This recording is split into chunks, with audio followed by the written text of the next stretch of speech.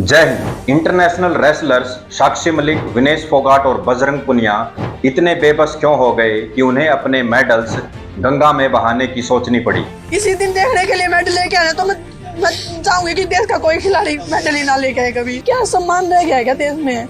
महिलाएं खत्म कर दो या तो इस देश को जरूरत नहीं हो तो। जो अमीर लोग उनके लिए अलग कानून है, उसका तो कुछ कर नहीं रहे। खिलाड़ियों वैसे कर रखा है जैसे यहाँ अपराध करके हम यहाँ बैठे हैं। जो महिला खिलाड़ी थे, जो विक्टिम थे, उनके अभी तक बयान नहीं लिए इन्होंने। ये झूठा फैला रहे कि खिलाड़ी बयान नहीं देना चाह रहे। जो सिन्हे देश को गौरवान्वित करने वाले मेडल से लदे होते थे, वो आजकल दिल्ली पुलिस के जूतों तले क्यों हैं? जैसे आज पुलिस ने बर्ताव किया है, तो पुलिस वालों ने ड्रिंक कर रखी थी, लड़कियों के साथ बदतमीजी की, गालियां दी, 2 के सिर छोड़ दिए हैं। आरोपी को गिरफ्तार नहीं कर रहे हैं और जिन बेटियों का शोषण हुआ है उनके भाइयों का सिर फोड़ रही है पुलिस।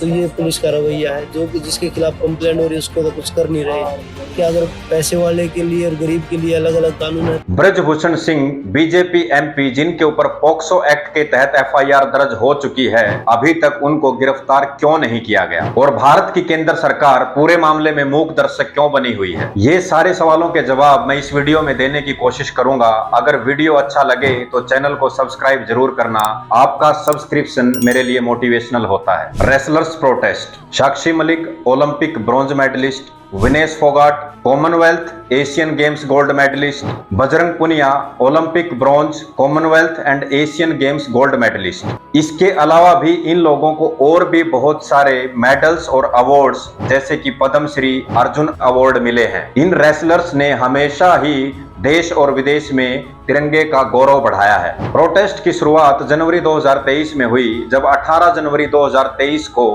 रेसलर्स कुश्ती महासंघ के अध्यक्ष ब्रजभूषण सिंह के खिलाफ जंतर मंतर पर धरने पर बैठे थे। पहलवानों ने डब्ल्यूएफआई चीफ और कोचेज पर महिला एथलीटों के यौन शोषण और जान से मारने की धमकी के आरोप लगाए थे। खिलाड़ियों की शुरू से ही डिमांड थी कि ब्रजभूषण सिंह को इस पोस्ट से हटाया जाए। इसी बीच खेल मंत्रालय ने फेडरेशन को 72 घंटे का अल्टीमेटम दिया और उससे एक्सप्लेनेशन मांगा। महज 3 दिन के बाद ही स्पोर्ट्स मिनिस्ट्री से आश्वासन मिलने के बाद पहलवानों ने अपना प्रदर्शन बंद कर दिया कि उनकी शिकायतों को दूर किया जाएगा और डब्ल्यूएफआई चीफ के खिलाफ लगे आरोपों को जांचने के लिए एक ओवरसाइट कमेटी बनाई जाएगी। और 23 जनवरी को ही मैरी कॉम की अध्यक्षता वाली एक ओवरसाइट कमेटी बनाई गई और फरवरी में इस कमेटी ने अपना काम किया। पहलवानों को और ब्रजभूषण को अपने बयान दर्ज करने के लिए बुलाया। एशियन रेसलिंग चैंपियनशिप, जो कि 28 मार्च से 2 अप्रैल 2023 तक नई दिल्ली में आयोजित किया जाना था, इस कंट्रोवर्सी की वजह से यूनाइटेड वर्ल्ड रेसलिंग भारत के मेजबानी के अधिकार को छीन लेती है। फाइनली इवेंट को कजाकिस्तान के अस्ताना में शिफ्ट करना पड़ा। इंडिया के लिए ये सिचुएशन काफी एम्बैरेसिंग थी। जनवरी और फरवरी में ट्रायल्स स्किप करने की वजह से डब्ल्यूएफआई सभी बड़े खिलाड़ियों का एशियन चैंपियनशिप के लिए नाम रोक लेती है और बजरंग, रवि और विनेश के बिना एशियन चैंपियनशिप स्टार्ट हो जाती है। इस चैंपियनशिप में इंडिया को मेंस कैटेगरी में महज 1 गोल्ड और वुमेन कैटेगरी में 1 भी गोल्ड नहीं मिला। यानी कि हम कह सकते हैं कि कंट्रोवर्सी की वजह से इंडियन रेसलिंग को काफी खामियाजा भुगतना पड़ा। यहाँ पे कुछ लोगों का ये भी मानना है कि रेसलर्स ट्रायल से बचना चाहते हैं, इसीलिए प्रोटेस्ट कर रहे हैं। ऐसे लोगों को एक बार ये भी सोचना चाहिए कि जिन रेसलर्स ने 20-20 साल मैट पर गला दिए हों और इतने मेडल्स हासिल कर लिए हों, वो सिर्फ नेशनल ट्रायल से बचने के लिए ऐसा करेंगे? पहलवानों ने अप्रैल 2023 में नई दिल्ली में जंतर मंतर पर भाजपा के सांसद ब्रजभूषण सिंह की गिरफ्तारी और जो सरकार द्वारा बनाई गई कमेटी थी उसकी रिपोर्ट को सार्वजनिक करने की मांग करते हुए एक बार फिर से अपना धरना प्रदर्शन शुरू कर दिया। रेसलर्स ने ब्रजभूषण पर एक नाबालिग सहित 7 महिला पहलवानों को सेक्सुअली हरास करने का आरोप लगाया और कहा कि उन्होंने 2 दिन पहले दिल्ली के कनॉट प्लेस थाने में अपनी शिकायत दर्ज करवाई थी, लेकिन पुलिस ने अभी तक एफआईआर लॉन्च नहीं की। और साथ ही विरोध करने वाले पहलवानों ने माननीय प्रधानमंत्री और महिला एवं बाल विकास मंत्री से इस मामले में हस्तक्षेप करने के लिए आग्रह किया, लेकिन सरकार की तरफ से कोई ऑफिशियल स्टेटमेंट नहीं आई और पहलवान सुप्रीम कोर्ट पहुंच जाते हैं। चीफ जस्टिस चंद्रचूड़ ने कहा कि आरोप संगीन हैं, इस मामले पर कोर्ट को सोचना पड़ेगा। सुप्रीम कोर्ट की इंटरफेरेंस के बाद 28 अप्रैल 2023 को ब्रजभूषण सिंह के खिलाफ 2 एफआईआर दर्ज की गई, जिसमें एक एफआईआर पॉक्सो के तहत है। पॉक्सो यानी कि protection of children from sexual assault act. इस कानून को निर्भया हत्याकांड के बाद 2012 में लाया गया था। ये बच्चों के खिलाफ होने वाले यौन शोषण को अपराध बनाता है। इस एक्ट में आरोपी को तुरंत प्रभाव से गिरफ्तार करने का प्रावधान है, लेकिन 1 महीने से ज्यादा का समय बीत जाने के बाद भी ब्रजभूषण सिंह को अभी तक गिरफ्तार नहीं किया गया है। इसी दौरान वो समय भी आ गया जब WFI प्रेसिडेंट के लिए इलेक्शन होने थे 7 मई को, लेकिन स्पोर्ट्स मिनिस्ट्री ने कंट्रोवर्सी की वजह से इलेक्शंस को पोस्टपोन कर दिया और Indian Olympic association chief PT Usha को निर्देश दिए कि एक एडहॉक कमेटी बनाई जाए जो कि रेसलिंग फेडरेशन के डे टू डे काम को देखेगी और ये भी सुनिश्चित करेगी कि अगले 45 दिन में प्रेसिडेंट की पोस्ट के लिए इलेक्शन हो जाएं। पहलवानों ने जनवरी में जब अपना प्रोटेस्ट स्टार्ट किया था तो सभी पॉलिटिकल लीडर्स को अपने स्टेज से दूर रखा था और उन्होंने कहा था हमारा प्रोटेस्ट अपॉलिटिकल है। लेकिन जब 2 से 3 महीने बीत गए तो रेसलर्स ने अनुमान लगाया कि हमारी आवाज दबाई जा रही है और अप्रैल में उन्होंने कहा कि हमारी गलती थी कि जनवरी में हमने पॉलिटिकल सपोर्ट नहीं लिया और अप्रैल के प्रोटेस्ट में उन्होंने ओपन सपोर्ट मांगा सभी पॉलिटिकल लीडर्स से। इसके तुरंत बाद अपोजिशन लीडर्स, खाप पंचायत और रीजनल पार्टीज ने रेसलर्स को ओपनली सपोर्ट किया और जंतर मंतर पर आकर अपना समर्थन देना शुरू कर दिया। जंतर मंतर पर मास गैदरिंग को देखकर दिल्ली पुलिस और रेसलर्स के बीच में खींचतान शुरू हो जाती है। पहलवानों ने आरोप लगाया कि उनके समर्थन में आ रहे लोगों को बैरिकेड्स डालकर रोका जा रहा है। पूरा चारों तरफ से दिल्ली घेर ली है भाई। तो आप सबसे रिक्वेस्ट करूंगा मैं, जो भी पुलिस के साथ, प्रशासन के साथ, किसी के साथ हमने बदतमीजी नहीं करनी है, क्योंकि ये लोग चाहे कि हमारा धरना के ऊपर खराब हो। आप लोग किसी के साथ जोर जबरदस्ती नहीं करनी है, क्योंकि दिल्ली में आते ही ये डिटेन कर रहे हैं। आप जहाँ पे भी आपको रोके उधर ही बैठ जाओ आप। दिल्ली पुलिस ने रेसलर्स की सपोर्ट में हो रहे दिल्ली विश्वविद्यालय में प्रदर्शन को रोका और वहां पर छात्रों को घसीटा और जबरदस्ती उनका पीसफुल प्रोटेस्ट बंद करवा दिया गया। 21 मई 2023 को ब्रजभूषण सिंह ने पहलवानों के आरोपों का जवाब देते हुए कहा कि वह नार्को टेस्ट के लिए तैयार है, लेकिन उसकी एक शर्त है कि पहलवान भी अपना नार्को टेस्ट करवाएं। इसके जवाब में पहलवानों ने कहा कि नार्को टेस्ट की टीम सुप्रीम कोर्ट की देखरेख में गठित की जाए और नार्को टेस्ट का लाइव टेलीकास्ट होना चाहिए। कि नार्को टेस्ट कराने में कोई आपत्ति नहीं है, लेकिन जैसे विनेश फोगाट है, बजरंग पूनिया है या अन्य वो खिलाड़ी जिन लोगों ने आरोप लगाया, सबके नार्को टेस्ट कराए जाए। उन्होंने नाम लिया है कल की विनेश और बजरंग का।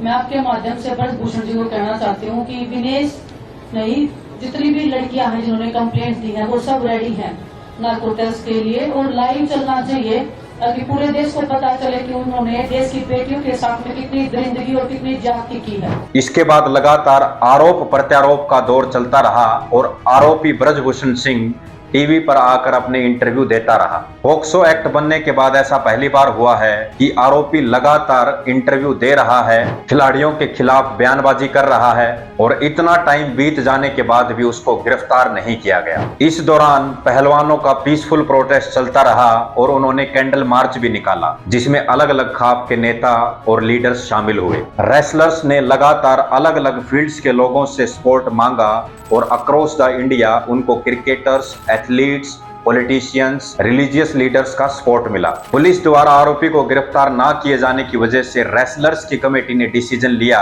28 मई 2023 को प्रधानमंत्री मोदी द्वारा नई संसद का उद्घाटन किया जाएगा, तो उसके सामने एक महिला महापंचायत का आयोजन किया जाएगा। 28 मई को पुलिस ने नई पार्लियामेंट के नियर बाई एरियाज में धारा 144 लागू कर दी और दूसरी तरफ पहलवानों ने अपना पीसफुल प्रोटेस्ट जारी रखने की योजना बनाए रखी और जब उन्होंने आगे बढ़ने की कोशिश की तो पुलिस ने उनके साथ बर्बरता की और उन्हें हिरासत में ले लिया। एक तरफ वर्ल्ड की लार्जेस्ट डेमोक्रेसी कहे जाने वाले भारत की नई संसद का उद्घाटन किया जा रहा था, जिसमें आरोपी ब्रजभूषण सिंह भी मौजूद था, वहीं दूसरी तरफ मार्मिक तरीके से रेसलर्स प्रोटेस्ट को कुचला जा रहा था और जंतर मंतर से इनका पीसफुल प्रोटेस्ट फोर्सफुली बंद करवा दिया गया। 30 मई दोपहर को तीनों रेसलर्स साक्षी मलिक, विनेश फोगाट और बजरंग पुनिया ट्वीट के जरिए इन्फॉर्म करते हैं कि वो अपने सारे मेडल्स गंगा नदी में बहा देंगे। रेसलर्स ने प्रधानमंत्री और प्रेसिडेंट ऑफ इंडिया पर तंज कसते हुए कहा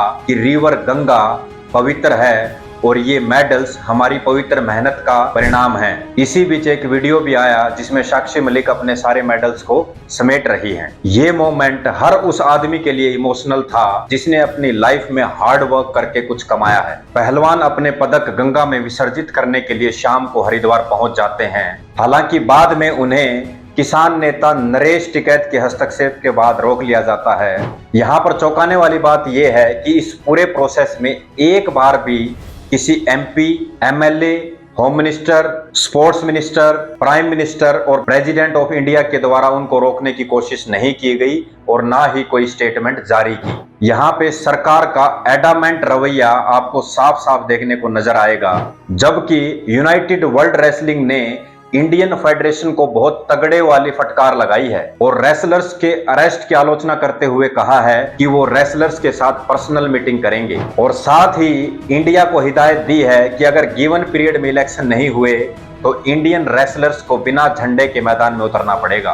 कौन है ब्रजभूषण सिंह और उसको अभी तक गिरफ्तार क्यों नहीं किया गया? उत्तर प्रदेश के गोंडा जिले के निवासी ब्रजभूषण शरण सिंह ने संसदीय चुनाव में 6 बार जीत दर्ज की है। इनमें से 1 बार वो समाजवादी पार्टी के और 5 बार बीजेपी के सांसद रहे हैं। 2019 से ब्रजभूषण सिंह केसरगंज सीट से लोकसभा MP हैं। इसके अलावा 3 बार back to back wrestling federation of India के प्रेसिडेंट भी रहे हैं। अगर ब्रजभूषण सिंह की सियासी ताकत की बात करें तो टाइम्स ऑफ इंडिया प्लस की रिपोर्ट के मुताबिक यूपी के बलरामपुर, गोंडा, बहराइच और श्रावस्ती जिले में ब्रजभूषण की अच्छी पकड़ बताई जाती है और इसके साथ साथ दिल्ली के राजनीतिक गलियारों में भी इनकी गहरी पकड़ है। ब्रजभूषण के बेटे गोंडा सीट से 2 बार के विधायक हैं और ब्रजभूषण की पत्नी गोंडा जिला पंचायत अध्यक्ष भी रह चुकी है। लोकसभा में ब्रजभूषण की सीट आगे की कतारों में है। ब्रजभूषण सिंह ग्रामीण विकास एवं पंचायती राज स्टैंडिंग कमेटी के मेंबर हैं। इसके साथ ही युवा एवं खेल मंत्रालय की एडवाइजरी कमेटी के मेंबर भी हैं। उत्तर प्रदेश में ब्रजभूषण के 50 से ज्यादा एजुकेशनल इंस्टीट्यूट हैं। 2011 में रेसलिंग फेडरेशन ऑफ इंडिया की कमान संभालने से पहले ब्रजभूषण सिंह अपने एरिया में बाहुबली वाली छवि से भी जाने जाते थे। हिस्ट्री सीट के अनुसार ब्रजभूषण सिंह पर 38 क्रिमिनल केसेस दर्ज हुए थे और हैरानी की बात यह है कि 30 मामलों में ये बरी हो चुके हैं। मुंबई के JJ हॉस्पिटल शूटआउट केस में ब्रजभूषण सिंह टाडा के तहत जेल में रह चुके हैं। राम मंदिर मामले में भी इन पर एक केस दर्ज किया गया था और इनकी बेशर्मी इस बात से जाहिर होती है कि 2022 के विधानसभा चुनाव के दौरान एक टीवी इंटरव्यू में इन्होंने बताया कि अभी तक उन्होंने सिर्फ एक ही हत्या की है। मेरे जीवन में मेरे हाथ से एक हत्या हुई है। लोग जो कुछ भी कहें, मैंने एक हत्या की। रविंदर को जिस आदमी ने मारा है, मैंने हाथ छुड़ा करके और उसको तुरंत राइफल से उसके पीठ पर रख करके मार दिया। सिंह जोर देकर ये कहते हैं कि वो जांच का सामना करेंगे लेकिन एक अपराधी के तौर पे इस्तीफा नहीं देंगे। अगर देखा जाए तो इतना सब होने के बाद मोरल ग्राउंड पर अपने आप ही इस्तीफा दे देना चाहिए था। अनुशासन पर दृढ़ रहने का वादा करने वाली बीजेपी ने फिलहाल ब्रजभूषण सिंह मामले में अपनी आंखें बंद कर ली हैं। अब तक आपको समझ आ गया होगा कि ब्रजभूषण सिंह मामले में अभी तक कार्रवाई क्यों नहीं की गई। एक बार के लिए अगर हम रेसलर्स प्रोटेस्ट को साइड भी कर दें तो आप ये देखिए कि कितने संगीन जुर्म में ये आदमी जेल में रह चुका है। एक मर्डर को सरेआम कबूल कर लेता है लेकिन उसके बाद भी इन मामलों में कोई कार्रवाई नहीं हुई। पॉक्सो एक्ट में तो जमानत की गुंजाइश भी नहीं होती, लेकिन यहाँ तो गिरफ्तार ही नहीं किया जा रहा। इस केस में कभी दिल्ली पुलिस स्टेटमेंट देती है कि वो जांच कर रहे हैं कि आरोप लगाने वाली रेसलर माइनर है भी या नहीं, कभी बोलते हैं कि वो रिपोर्ट कोर्ट में सबमिट करवाएंगे। अभी जांच चल रही है। यहाँ पे एक बार फिर से ये प्रूव हो जाता है कि देश में बने हुए कानून सिर्फ आम जनता के लिए ही हैं, पावरफुल लोगों के लिए नहीं। जब ये खिलाड़ी बड़े बड़े मेडल्स लेकर आते हैं तो इनको प्रधानमंत्री आवास पर बुलाकर भोज करवाया जाता है, इनको अपने घर का बताया जाता है। जब ये प्रॉब्लम्स में हैं तो इनका हाल भी नहीं पूछा जा रहा और रोड पर घसीटा जा रहा है। जहाँ प्रधानमंत्री जी ने आरोपी सांसद को नई संसद भवन में बुला लिया तो वहीं एक बार इन खिलाड़ियों से भी मिल लेते तो बहुत अच्छा रहता। बेटी बचाओ बेटी पढ़ाओ स्लोगन की लाज भी रह जाती। रेसलिंग का हमारे देश में गोल्डन पीरियड चल रहा है। हमारे खिलाड़ी बहुत अच्छा प्रदर्शन कर रहे हैं। ऐसे में सरकार को इन कंट्रोवर्सीज को जल्द से जल्द खत्म करना चाहिए, नहीं तो फिर वही बात हो जाएगी, justice delayed is justice denied. अगर आपने कभी नोट किया हो तो भारत में जितनी भी स्पोर्ट्स की फेडरेशन है या कमेटी है, उसमें ज्यादातर पॉलिटिशियंस इन्वॉल्व होते हैं। तो सरकार को इस चीज का संज्ञान लेना चाहिए और पॉलिटिकल लोगों की बजाय उसी पर्टिकुलर स्पोर्ट्स से अगर उस पद पे बैठा जाए तो ये सबके लिए बेहतर रहेगा। अगर वीडियो अच्छा लगा हो तो चैनल को सब्सक्राइब करें, अपने दोस्तों के साथ शेयर करें। जय हिंद।